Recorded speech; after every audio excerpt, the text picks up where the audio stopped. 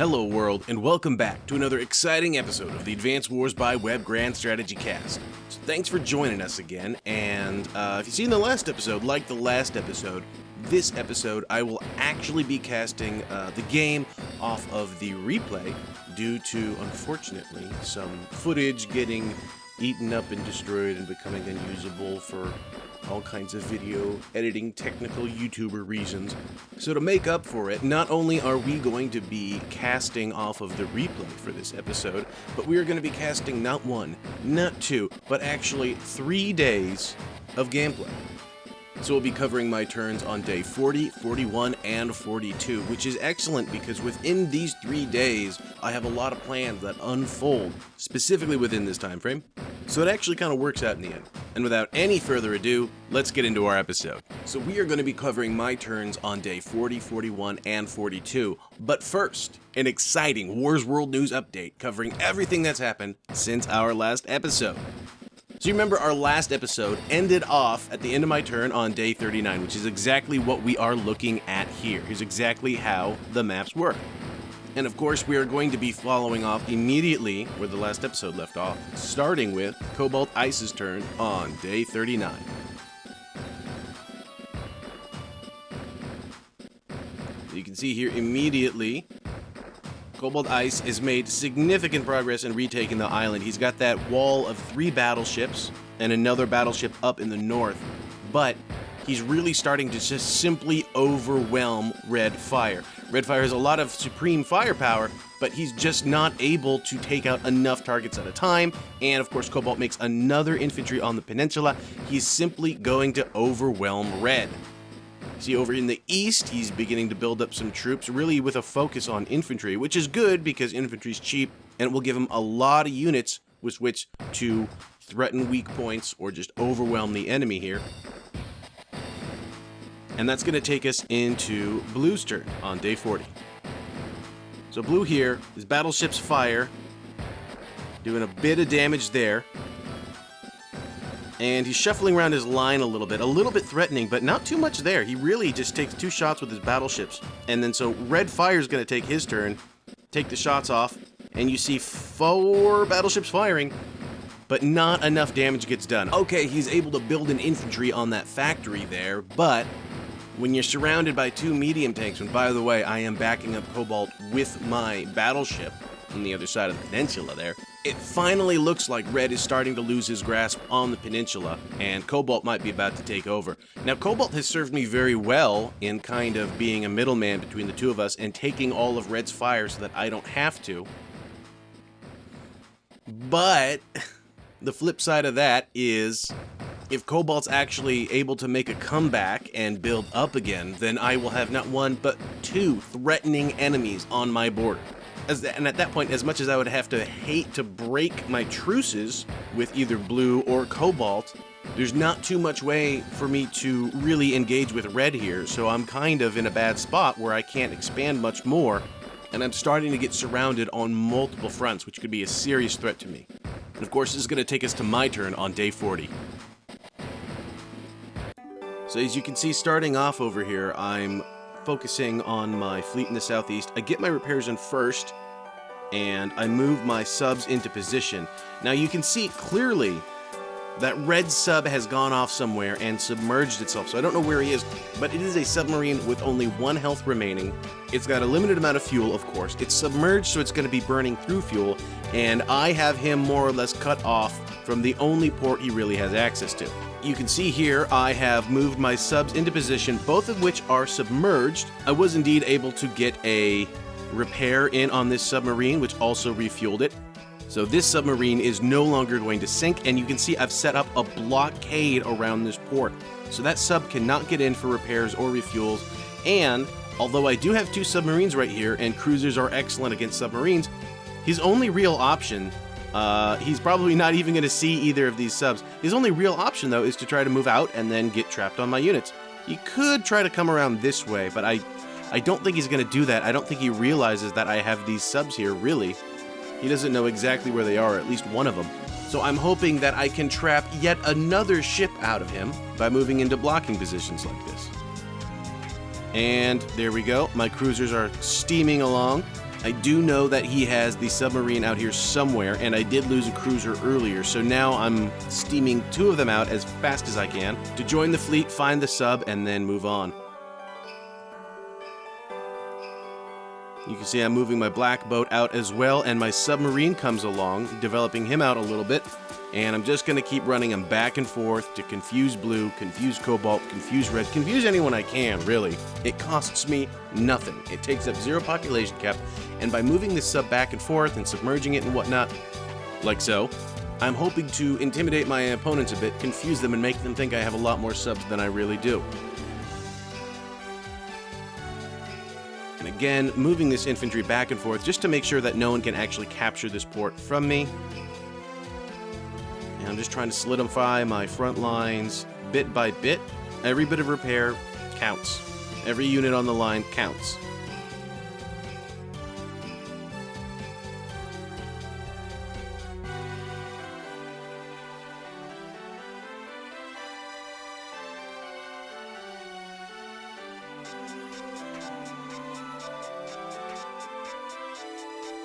A little bit of joining here, just to get my units back up to 10, and that allows me to build some more units. Another battleship in the Bay area here. This is going to give me supreme control of this area, and it's going to take us to Cobalt's turn on turn 40. Starting off in a strong position over red, it looks like he's going to continue to develop, take out, there we go, he begins the capture, and I'm sure this infantry is going to get destroyed again, but if he keeps this up long enough, he will overwhelm red. But little does red realize, Cobalt has actually sent an infantry up north. And Cobalt was totally unprepared for this. I don't know if he didn't see it, he wasn't paying attention, or what, but now Cobalt actually has this infantry in red's territory, and this is going to be a serious issue for red as he slowly gets overwhelmed.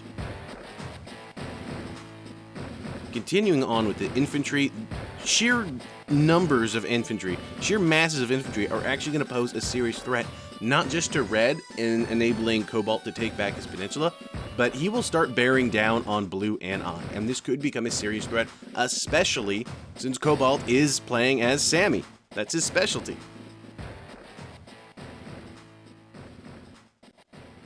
And he's throwing everything into the mix, including his black boats. Now, on day 41, you see Blue Moon is got not 1 but 2 battleships, and he's starting to expand them out, which is leaving me a little bit paranoid about what he's going to do next, because you can see he's already within range of hitting this infantry here, and he's got this second one that he can just develop just a little bit further, and that's going to really start threatening my line of defense and my port right here. I'm trusting blue for now not to open fire on me, because I don't think he will. He sees that I am much more useful in engaging red here like this. But this is posing a serious threat, especially as blue is a Drake player, and I'm not trying to get too aggressive with blue. I'm really not. I'm really trying to focus my attention on red, which means I could actually make myself a bit vulnerable to him if I'm not careful. And blue, of course, doing a little tinkering and repairing and whatnot with his center fleet. It's going to take us to red's turn on day 41. How does he respond to Cobalt? Clearly, he's trying to get more infantry up with that APC. He is, of course, taking out Cobalt's infantry on the factory, but he's had to fire 2 battleships at that 1 infantry just to take it out, and what does he get out of it? What is he doing? Oh, he builds himself another infantry. And he's just buying himself a little bit more time, a little bit more time, a little bit more time, but what he's not doing is actually enacting a plan or doing something that's going to allow him to make some sort of progress. And the amphibious operations continue as well, as red is desperate to throw everything he has. You can see red here. I don't know exactly where his sub is, but bam, he gets trapped. It looks like he's trying to bring his sub back into port for repairs, but he runs into my submerged sub, which actually stops him in his tracks. Unfortunately, that is going to reveal my submarine to red, and red is just going to go ahead and do this. Boom, bye-bye, Mr. Sub. And by placing him here, this cruiser is actually within the minimum range of my battleship, so I cannot engage him here. I could fire at him with this submarine, but that would not be a smart idea. On day 41, my turn. So my day 41 begins with a couple redeployments along the front with blue, no surprise there. Down here in the south, I lost a sub, that is unfortunate, but what I can do to make the most of this situation is take this black boat here loaded up with infantry, and there we go. I cannot fire on the infantry on the island, but what I can do is I can get this submarine away and safe, take out red submarine, so now he will not be able to fire on my submarine next turn. And then my battleship opens fire, dealing 4 damage to that infantry, which is going to allow my infantry to survive the counterattack and hold out and hopefully defeat this infantry and take the island. If I'm able to take out this one infantry, he cannot build any other infantry. And as long as I am occupying this port, he cannot build any other ships. So now all I need to focus on is eliminating this infantry, eliminating this cruiser, and then the entirety of the Southeast Sea is mine. I move my battleship in to double up on firepower. Now, with 2 battleships here, there's nothing Red can do to evade my fire. At least one of these battleships will be able to fire on this cruiser, if not both, next turn. And I'm also going to move my black boat down and get in some repairs while I can. I've been really focused on keeping my units repaired on buildings, but I have not been doing a good enough job at keeping my ships repaired out at sea. So that's what I'm beginning to focus on now. And of course, to make up for my losses from before, I've got even another black ship on the way. I've got another sub that I submerge right here. This is an excellent spot to hide in, because if an enemy sub comes through here to try to attack anything that's in my port, he will run into my sub, and not only will he run into my sub, but my sub is on cover. So this is an excellent position to have a hidden unit. And it also completely protects this square as well, which I probably won't be using too much, but it also denies it to blue, which is very important, because this could very easily be blue's territorial waters if I lose control. Now up in this bay, my battleship opens fire on red. 9 points of damage is nice, but it does not take this black boat out of the fight, and unfortunately this black boat will be able to stick around and repair. But one thing doing this much damage does for me, gives me a lot of CO power, and I will slowly be building this up while I can by attacking other people's units, because I have not taken too much damage recently with which to build my power. So this battleship and these engagements over the peninsula firing at red are an excellent way for me to build CO power without taking too much fire in return.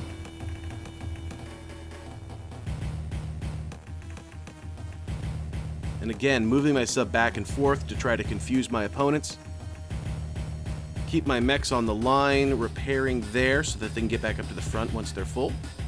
And they'll be nice and prepared for a typhoon.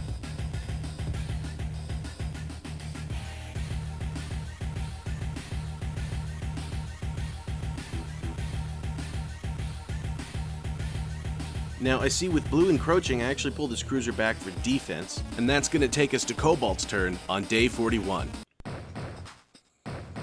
So Cobalt here gets real tricky. He moves his black boat, he unloads another infantry, and he begins to capture Red's port. This is a serious issue for Red, and now Red is outnumbered 2-1 up in the north. So that's going to give Cobalt some options. He can either take out this infantry here and ensure his capture of the port. He can just block this infantry like he currently is, and there's no way for Red to actually get up here to engage this penguin. This infantry here could either engage this infantry or begin in another capture, and that's going to force Red to decide, well, which property is he going to prioritize? I'm sure he wants to defend them all, but he just can't do that with a single infantry unit. He's got some other units on the way, but is it enough? I'm not sure it will be.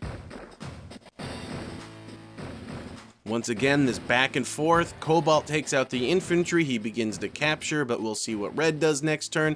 However, it looks like his units are getting closer and closer to the shoreline, and he's going to start threatening these ships with some medium tanks maybe. He gets a repair in from the black boat, develops his infantry a bit more. All these mechs is starting to get kind of scary. Let's be honest here. This is a lot of mechs, and from a Sammy player, this is starting to become a serious deal. He doesn't need to spend 7,000 per tank in order to have a bunch of tanks with which to threaten me, kind of like I have a bunch of tanks to hold the line in the south and the mid. But for him, a 3,000 gold mech is almost as good as a 7,000 gold tank, maybe even better in some situations. So the sheer amount of infantry and mechs heading my way is intimidating. The only connection between Cobalt and Blue is this bridge here as well. So really, do we think that Cobalt is going to just funnel all his units down this one bridge to attack Blue if he starts to get a little imperialist and want to grab some more territory? Or is he going to use all this infantry and all these mechs along the front to challenge me? Well, that seems more likely, and if I get in a 2v1 fight against Cobalt and Blue, I don't know if I could hold. Building a lot more infantry, of course, more mechs even. This is a lot of mechs, guys, and he can afford it. He can sustain it. Mechs are cheap enough where he can just sustain this.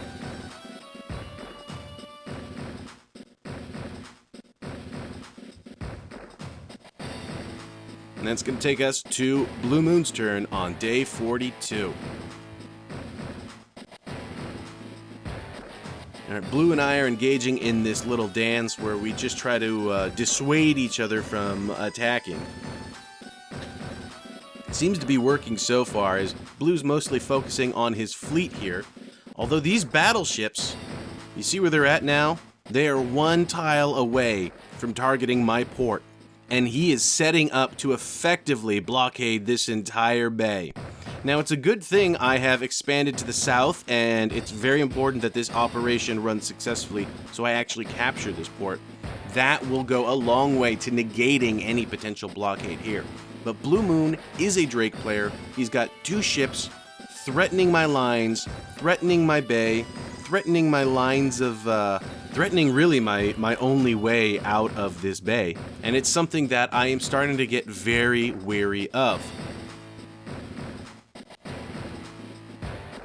And Blue continues this buildup of artillery. Again, an artillery piece here seriously threatens not only my front line, my defensive positions, but also my port. If I were to build a battleship here, for example, in an emergency, this single artillery piece could do 5 points of damage to it before it's even able to respond. This is a serious threat to my port here. And you can see he's building up more and more artillery. It looks like he understands he can't take me on head-to-head with all the tanks and units that I have. But if he builds up a huge line of artillery, he could just grind me down with 1, 2, 3, 4, 5, 6... 6 artillery pieces down here, and 3 rockets. Look at this coverage. He's really starting to encroach on me, and this is starting to get a little scary. This is so much artillery. He's building up more artillery up in the north here. 1, 2, 3, 4 artillery pieces. Let's not forget this one here, which also covers my Neo tank, and my tank covers my front lines. It looks like Blue Moon is not going to try to attack me directly, but he's going to go the North Korea route, and he's going to threaten to flatten everything with artillery if he does not get what he wants. Not too many moves out of Blue, and that's going to take us to Red's turn on day 42. How does Red respond to Cobalt's threat in the north?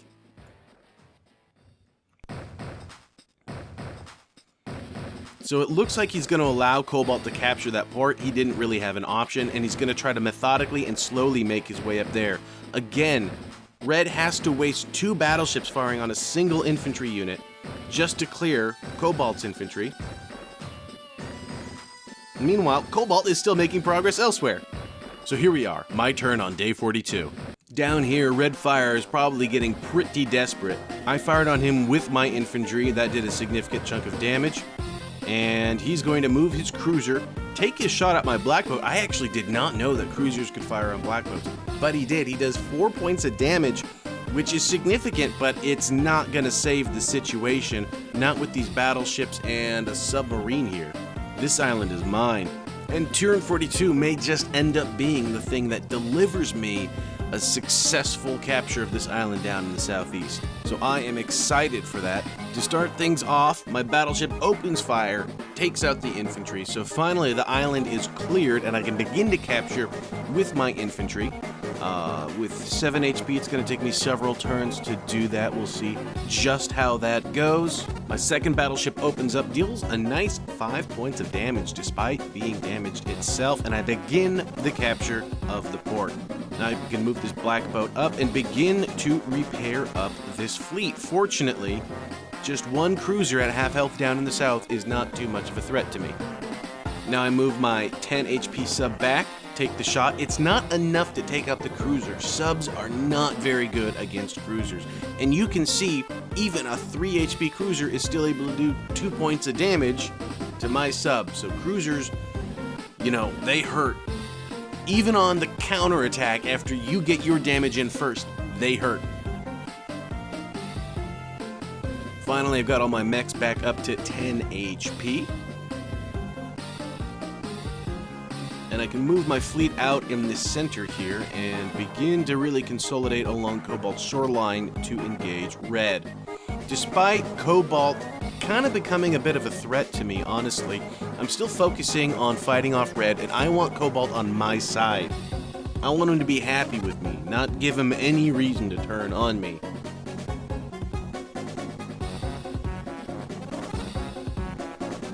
Again, a shuffling around of the line to keep everything as secure as possible.